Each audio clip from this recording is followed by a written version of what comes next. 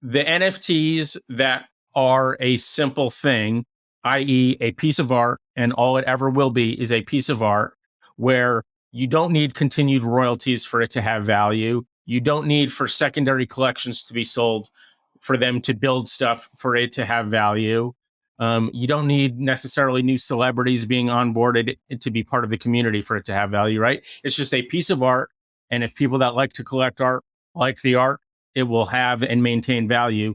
That's something that, I think has that bear market value because, for instance, a lot of these sort of utility type tokens, right, where you have teams and teams that have salaries and all of this stuff, if things get bad enough, they just disappear and then the project basically withers away because there's nothing to it at that point.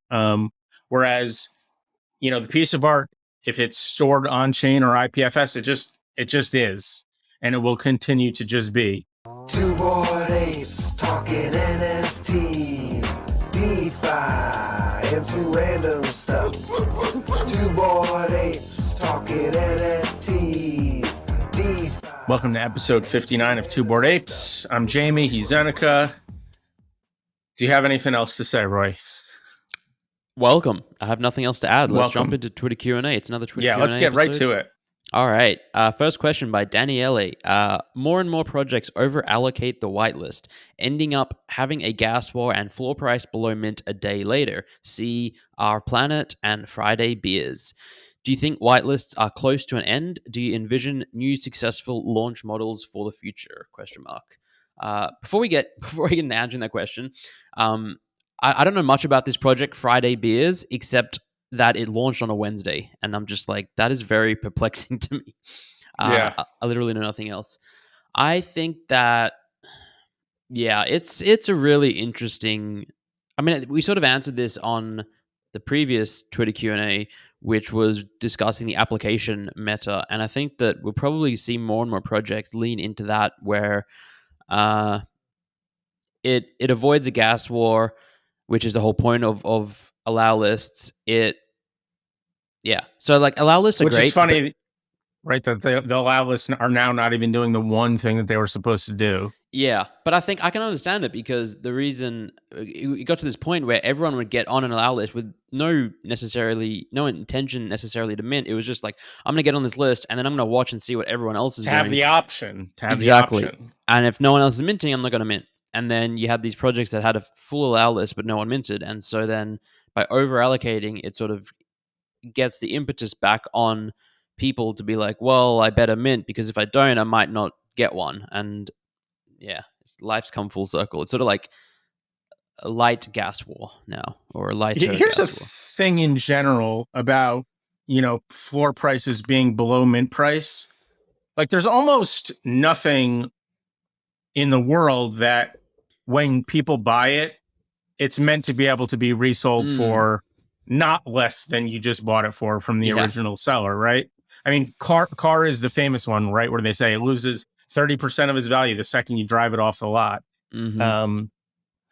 So again, I just have to kind of keep going back to the point that tons of people made money easily flipping NFTs last year. And now people are sort of stuck in the mentality that is what they are for, or that is what will happen if you get them. But, ultimately, it only at this point is going to be a reality when the reason that people want the NFT is for some reason other than the fact that they're expecting to be able to flip it for later. And that actual value proposition of the NFT is what will allow some people to be able to sell it for more later, It's kind of a catch-22 in that sense. Yeah, I totally agree. I think that we're just going through like this massive wake-up call / mentality shift where, things are just not how they used to be. I think it still is obviously possible to sort of mint something and have it go up in price for in sure. the short term. Tons of them. Yeah, and it was so easy for so long last year, though. And it's good for like founders as well if they can price their project at a price point where maybe it's a little undervalued, so the people that do mint it are likely to see an appreciation. But it's tricky to do, and and it's like what does that mean undervalued, right? Because the inherent value of so much of this stuff is very ephemeral. It's Mm-hmm. not. It's not like these bonds or equities where there's a cash flow up top. There's this many, so we can divide it by that. It's like the value proposition is very opinionated Mm-hmm. and will change over time with the quality of the community or the success of the Mm-hmm. artist or what have you. It's just it's very hard to quantify all of this stuff, especially at that mint and early post mint period where you don't know are the founders going to rug, how hard are they trying, how much are the members of the community actually members of the community or just people that are trying to cynically flip immediately, yada yada, Mm-hmm. all these determinants of how much an NFT ends up being sort of worth in the free market over time. Yeah. Yeah. In terms of a whitelist close to an end, do you envision a new successful launch models for the future? I think we continue to see allow lists and like just this model because it does avoid gas wars, and even if you over allocate by 2x, it sort of solves the problem of having someone come along with 1,000 bots and minting, which was one of the major issues causing gas prices to spike. And yes, there might be a bit of a gas war, but I think it's still likely to be a lot less than when people can just bot it relentlessly. So I think we Yeah. continue to see allow lists and an You know what evolution I of them. don't want to see so much is the cyclical thing, right? Where we go, okay, the issue is gas wars, so we're going to do allow lists, and then allow lists have this other issue, so we're going to do this thing, and we kind of go through the same couple things. I would like just more unique, interesting attempts at finding something new and something that again this is the best method for this project in this time, rather than just the last 10 projects that we may or may not be similar to had this issue, so we're going to try and solve that. And it's like, if our project is also, if it's project specific the way I'm hoping it is, but we're solving the problems that they did, then our project is very similar to theirs, right? So what is my project even bringing into the world? Yeah. I want more unique projects and more unique solutions to these problems, so to speak. By the way, what you did was smart, right? I mean, I guess not every project wants to have a theoretically unlimited number, but just have, hey, it's going to be open and there's no fucking rush. Yeah, 2 weeks you can mint. But again, that was specific. That was a solution that worked with your particular type of NFT project you wanted. And I think people need to do more of that, where you have an idea for your project that is different to the other stuff, and then you have a mint structure that is conducive to the type of structure that you're going for, Yeah. And there's too much copying, I think, right now. All right, question number 2 comes from Benny D. Loki. Thoughts on PixelVault? I have no idea. I've had a lot of negative thoughts on PixelVault for a long time. If you search through my Twitter, you'll find sort of some specifics of me doing it. It seems like they just keep selling more and more NFTs and keep not delivering anything other than teases of all this great stuff that we're going to provide later. And by the way, we have another $40 million mint coming up, but just wait until you see all this good stuff. That's kind of how it's always felt to me as an outsider. I remember at the very beginning, I thought it was interesting because the structure was unique. And they were sort of trying something new where we have the burn mechanism and the founder's token versus the comics. There was some interesting mechanics to it, but it seems like over time, all that's happened is the complexity has gone up, the number of NFTs they have sold and money they have raised has gone up, and the amount of things they delivered has stayed at basically zero. Yeah, I minted day one. I was one of the first few people to mint. There was like gas was insane, and I actually had to borrow money from borrow ETH from one of our mutual friends in our group chat, because like this was really in the early days, and like the limited ETH I had was on Polygon because I was playing Zed Run a lot, and like this was coming up, and I was like, well, I could bridge it back, but it's going to yada yada yada, and I thought maybe it's going to mint out, and I was like, can I borrow half an ETH or something just to mint one of these comics? And yeah, so I've been there since day one, and I have absolutely no idea what's going on with PixelVault, and I haven't for like 8 months. It's just it got way too complicated with way too many NFTs and mechanics, and it's just so Yeah, so there was confusing. there was the originals, right? There was the Punks comics, and then you could use that to also get a Founder Style token. And then there was the Meta Heroes, and then there was the planets for the Meta Heroes. But now the Meta Heroes are being completely changed to Insiders or Invaders. There's like some other name. They're just totally rebranding it. And they say they have some AAA game coming. I don't know. But it's funny too. You say the thing about the gas at the time. It was totally unrelated to the Punks comics because that ended up being open for minting for many, many days. It was just gas in general. There was so much activity that everything was expensive. It wasn't a Punks comic specific thing. It took them a long time to sell out, and it involved Beanie, one of the founders, who they now claim was not one of the founders, buying thousands and thousands of them for himself. But then because he was one of the founders, he wasn't really buying them because the money was going right back to him, which is, more sort of red flaggy type behavior to me. Yeah. Blur launched last week, and they haven't had every single collection on there. They had most of the standard 721s, but some other ones were missing.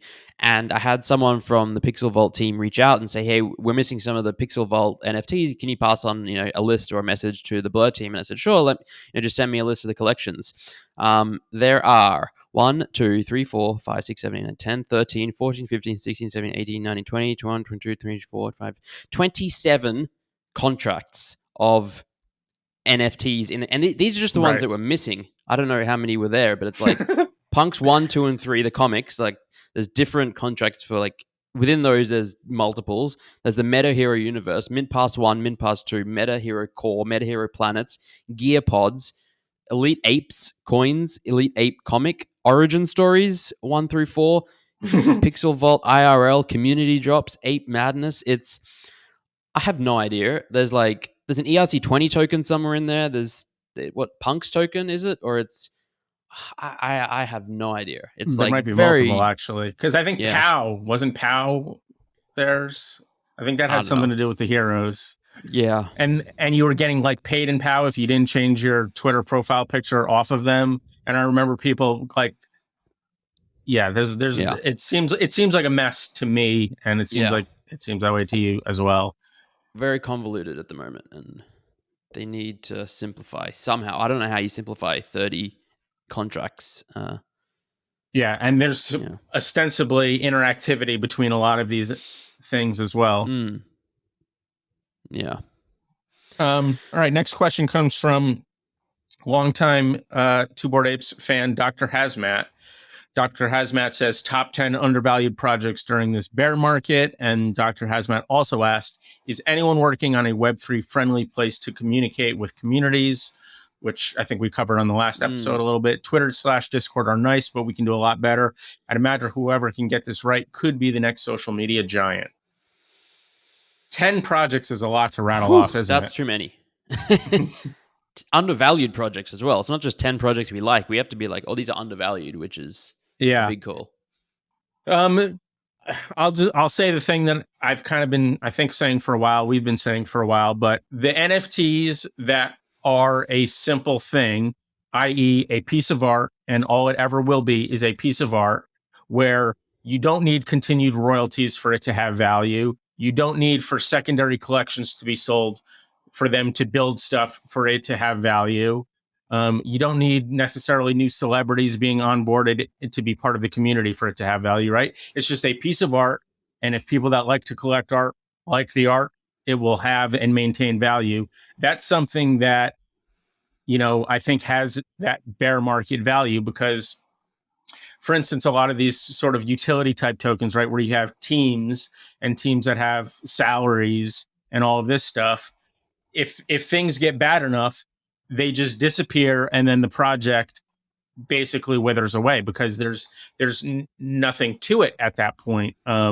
Whereas, the piece of art, if it's stored on chain or IPFS, it just is, and it will continue to just be. and if you want, the names of 10 projects, there's many projects that Art fall under this blocks. art blocks. But then you can also look at individual artists, people like Grant Yoon or Xcopy or whomever, Damien Hirst, whatever. There's a million, right? Yeah. Kath, Drifter, whatever. Whatever tickles your fancy, right? So that would be sort of the main thing that I would, and that's more of a category, right? Again, than an individual project, because again, there's a million individual projects under it. But beyond that, I think you're looking for probably, unfortunately, the stuff that has the most funding and the most ability to sort of withstand the bear market without running out of the ability to pay the people that are, modding the Discord and community managers and CEOs or whatever different positions these various NFT projects have. If the bear market gets bad enough, all that stuff can kind of go belly up. So you sort of want the ones that have a lot of funding in that sense. Yeah, I mean, I totally agree. I think it's really hard to say what's undervalued and what's not outside of, I mean, even within the art and no roadmap sphere. But. We touched on this a second ago, but how do you value NFTs, right? Again, it's not a trickle down of funds from some entity. They're for the most part collectibles, Veblen goods, stuff like that, where it's just the community decides how valuable something is. But again, when we have these teams building the things, there's sort of a cyclical nature to the value of them, where if the bear market makes the value less, the ability for the project to deliver value goes down, which continues the sort of negative spiral of price. Yeah. I'm trying to think if there's any specific projects I want to call out or name, but I don't think so. I think like answering it without directly answering it is probably a good approach. And 10 is such a big number too, right? If you say 3, maybe we'll give you 3 specifics. 10 is crazy. 10 is a lot. Maybe how about we go 3 projects that we like instead of like undervalued? Let's just say 3 projects that we think are cool that are out there that are not art blocks. I'll say MPL, Martian Premier League. It's one I've been a fan of since day one. I think they're doing cool things. They're building IP, they're building a game, but they've got like a team that can actually pull that off, and they're really transparent with their finances and all sorts of good stuff. And I have a ton of them, and big fan of them. Any projects come to your mind? I sort of feel like I kind of like some of the stuff that is a little bit more open-ended. Stuff like Blit Maps and Forgotten Runes kind of come to mind as things where, they have some level of funding, but they also have communities around them and the ability for people that aren't even part of the community to sort of become part of it by helping to build out the lore and have derivative projects because the project is CCO in the case of Blitmap. That kind of thing is sort of intriguing to me. Yeah. Forgotten Runes, I'm actually speaking with their team in like half an hour on another podcast, and apparently they're doing some really cool Halloween thing. I saw Gordon, I think one of the founders of the Apes, retweet them and say, hey, this is really cool, and they included apes in it. And I mean, this podcast will come out a couple of weeks after Halloween, so probably people will see that. But like Forgotten Runes is a really great example because they're always doing cool things, and they allowed people to sort of like write their own lore and upload it on chain, right. And they rewarded the people that did that. So yeah, that and Blitmap, 2 great examples. Yeah, I mean, let's do that. Technically, we have 3 between right? us. Yeah, that's 3. All right. Next question by Ray, R-E-Y. What's the first step for any Web3 startup? I think you have to have an idea, right? Yeah, it's like this goes for, I think you can take the Web3 out of it. It's like any startup, you need a good idea, you need a good purpose, a reason for what you're doing, product market fit. A problem to solve is sort of... Problem to solve. Yeah. A problem to solve, and like if a market that is willing to pay you for it in one way or another, or use a service that you're going to provide, something like that. Product market fit. Right. Yeah. Yeah, that also kind of just sort of reminds me of that famous old Henry Ford quote, where he said, if you had asked my customers what they wanted, they would have said faster horses or whatever. Yeah. So there is also a sense to, the market might not necessarily be indicating or know that it wants the thing, but if you make the correct thing, the market will then go, oh yeah, that actually is a good thing. So it doesn't necessarily have to be a clamoring from outside, but something that maybe only you can see as a need or something like that. Innovation, experimentation, taking a risk, doing something new, all good things as well. But yeah, an idea is like the first thing you need for a startup is an idea. It starts with an idea, and then all the rest follows. Laura says, what are your thoughts on ... This is weird formatting you have here. In the top 500 collectibles projects on OpenSea, based on total volume traded, only 15 are led by minorities, including the Yuga Assets, as their CEO is female. And females are technically not a minority, right? They're actually a slight majority, as far as I understand. But I take their meaning here anyway. I'd say it's a bummer, but also not at all surprising. That's sort of the nature, it seems to me, of the world, and maybe capitalism more specifically, to where you have the ability for different groups of people to do these types of things are not equal, and the perception of people to be interested in the stuff done by various groups of people are not equal, and so you have unequal opportunity and unequal outcomes. Yeah, yeah. I mean, I would agree with that. I think it is one of the really nice things about Web3 is that it allows for greater opportunity for a greater amount of people, and this is like on a global scale. Ostensibly anyone with an internet connection, which again is not everyone in the world, but like No. it's a lot. It's getting close to everyone in the world these days. Has the ability to now create opportunities or take advantage of opportunities that may not have existed before. That said, those opportunities, it's probably still going to be harder, and they're less. The path is less easy than, say, someone that is that grew up in America, that had all these If other you have disposable opportunities. income and Yeah. more free time and all of that stuff, it's always going to be easier for those people in those positions. But to your point, in the crypto space, there is an ability to be anonymous, right? And so people's implicit bias on who they want to support or who they think is worth supporting is something that you can sort of zero out of the equation in a lot of ways. I mean, like, for instance, right, Xcopy, we don't know who Xcopy is, right? Yeah. I guess at this point it seems like we do maybe know that he's a British male, but I'm not even sure about that. I might be confusing him with Banksy when I say that. But there is definitely more ability to do stuff with a level of anonymity here that allows people that are from a undervalued community, basically, I guess would be a fair way of saying it, to put something out there and not have people's negative perception, be held against them because they're anonymous. Now, there obviously has been some pullback or pushback rather last year amongst against anonymous teams, because there was sort of a lot of rugging going on, and people sort of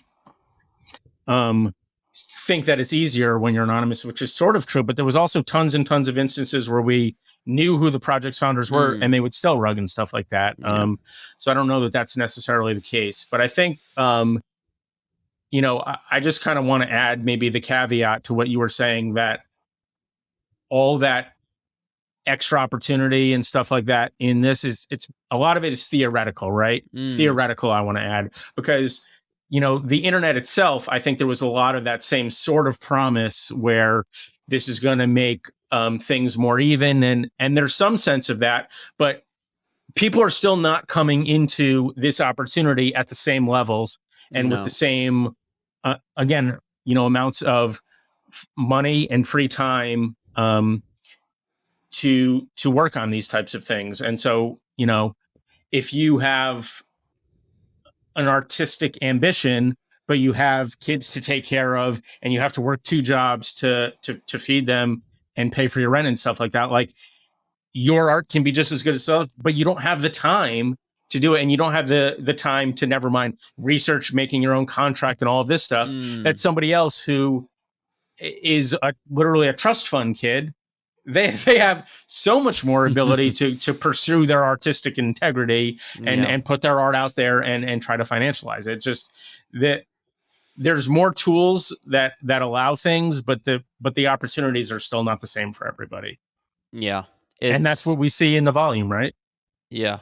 It's just kind of the way the world is. It's not quote unquote fair in many instances, but that's just how it is. I do think that we're moving in the right direction though, and I'm always I think often of the Winston Churchill quote about democracy, where democracy is the worst form of government, except for every other form. And I think that it's sort of like blockchain technology and NFTs and what we're moving for. It's like it's the worst form of trying to have equal opportunity on a global scale, except for every other form, where it's like it's not perfect by any means. It's still a lot of flaws and it's very unequal, and there's way more advantages to certain populations and demographics, but the opportunities are better than they were 10 years ago before any of this existed, I think. So we're sort of moving in the right direction. This is something that's going to take decades and centuries perhaps to sort of get somewhere that's really equal across the board. But we're moving in the right direction, I think. All right, last question, and we were a little light on questions today, so I added this one in because this is our second back-to-back Twitter Q&A. Meta Rover says, if a mime gets arrested, do they have the right to remain silent? In the United States, they do. I can't speak to other countries. I imagine they do.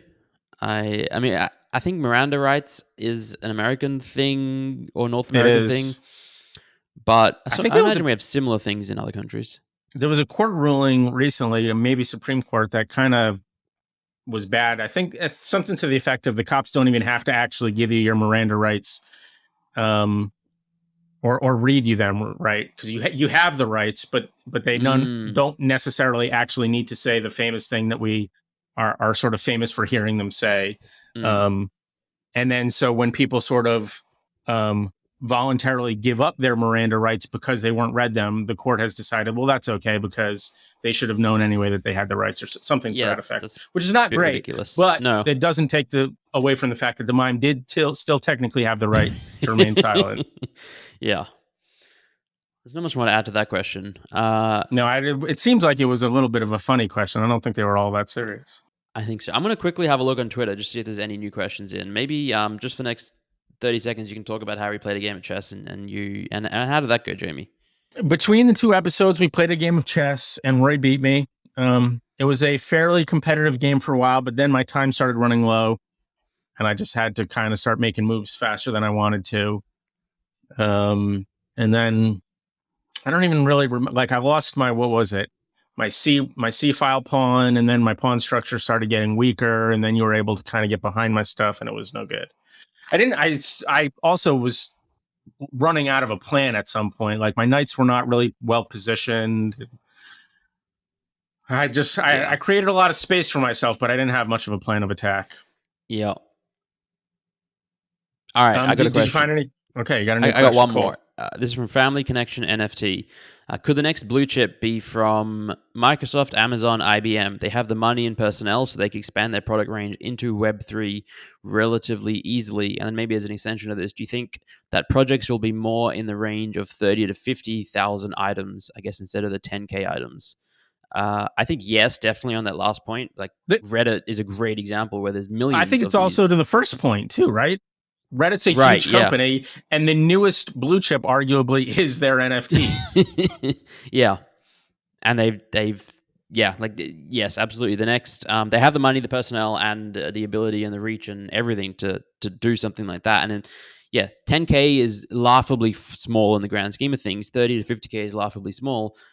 Hundreds of thousands to millions. That's when you start being like, oh, it's a really global community now that has like a ton of reach, where the likes of Reddit or a Microsoft or a Disney and I think in a lot of ways you're going to not necessarily have the sort of exclusive club feel to a lot of that stuff, right? But these companies also have their fingers in so many pies and the ability to spend money for future gain that the utility that theoretically Microsoft or Amazon could attach to their NFTs is very, very significant. Yeah. And so they'll sort of possibly, right, be maybe more blue chips a little bit in the vein of stuff like Proof rather than in the vein of stuff like Bored Ape Yacht Club, right? Because it's sort of not about being in this cool Veblen goody thing, but more about what you can get out of it because, we have these sort of builders that are connected with all these other things or whatever. Yeah. Yeah. Yeah. I think it'll be exciting to see. I'm really excited to see Disney's NFT plan.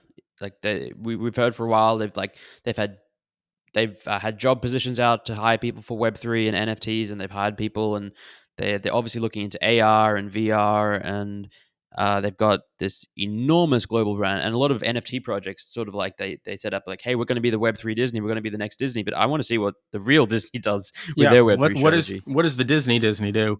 Yeah. And we've also mentioned this before, but they have some on the platform Vivi, right? Yeah. But that's kind of one minor thing, and it's not sort of their own directed thing. So it'll be interesting to see. I think I also remember maybe last year hearing that Pokemon had a plan for this year or possibly 2023. So, that's another huge entity that'll be kind of interesting to see if and how and when they get into the space. Yeah. I can't remember. I don't remember hearing that, but that's very exciting. I do remember a sort of like, I don't know, there's a press release or a comment from Nintendo about how they were looking into NFTs and digital assets, but they didn't have a timeline or anything like that. But I was like, again, another massive brand. Yeah, very well suited for this space. I mean, the one of the biggest go-to examples when people try and explain NFTs and these digital collectibles is Pokemon cards, and yeah, very exciting to see what they do. All right. Have you looked into Parallel much? Sorry, just a tangent from Pokemon cards, it's like Hearthstone the cards. card, the card game from a long time ago. I feel like by the time I was sort of aware, it had already done a big boom bust thing. And so I never really did look into it much other than kind of seeing them a lot in various people's wallets randomly and going, oh, that's something. There was the one other one, right? Gods Unchained was sort of the other big one. Yeah, that's on right? Immutable, that's been around for years. I played it once, and it felt exactly like they copy pasted Hearthstone, which, hopefully they've iterated and evolved since then. But I mean, nothing too wrong about that. Hearthstone's a great game, but would have liked something a little different. That is making me think. Like, I played a lot of Hearthstone, spent a ton of money on it, but the way that if you had, say, card X and you wanted card Y, right? This is getting a little esoteric for people that didn't play, but basically you could get rid of a card in your collection and get some of this sort of in-game currency, but you would always basically get like 1/4 of what the equivalent card would cost. Whereas if they were NFTs and we had a fair marketplace, I could basically trade my rare that I don't need because I don't like playing rogue decks to somebody who does like playing rogue decks but has this shaman rare that they don't want because they don't like playing shaman decks, to me who likes playing shamans. And in that sense, the NFTs would be so much better for the users than the way that it exists in the centralized Hearthstone version. I might download Hearthstone. It's a fun game. Yeah, Shaman. I love like getting all those totems out and. Yeah, that was actually not the best example. I was always more of a priest guy. Shaman I liked, but priest was definitely my favorite. I think I was a druid. That was mage, druid.